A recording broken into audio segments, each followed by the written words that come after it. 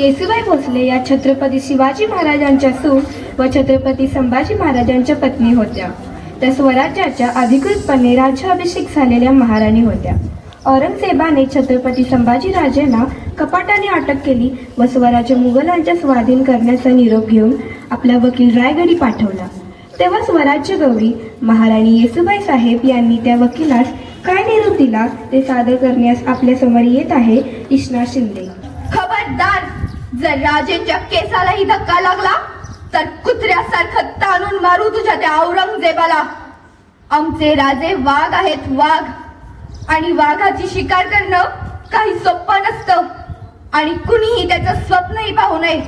जाऊन सांग तुझ्या त्या बादशाला, महाराष्ट्र झुकत नाही, शिवछत्रपतींचं स्वराज्य नमत नाही.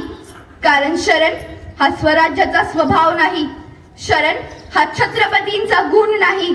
मराठ्यांचा मावळा खाली बघत नाही, तो नजरेला नजर भिडवणारा आहे, रक्ताच्या कारंजात भिजणारा आहे.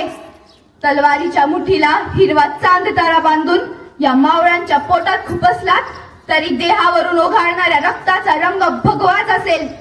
म्हणून आम्ही चेतावणी देतोय, रायगडाच्या वाटेत जाऊ नकोस. हा मातीचा ढेकूळ नाही, लावारसातून निर्माण झालेला व छत्रपतींनी लढवय्याचे संस्कार केलेला एक योद्धाच आहे.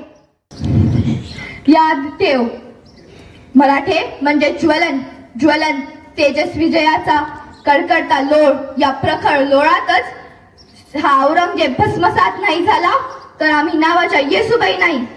जा, हा आणि असाच निरोप सांग तुझ्या त्या औरंगजेबाला.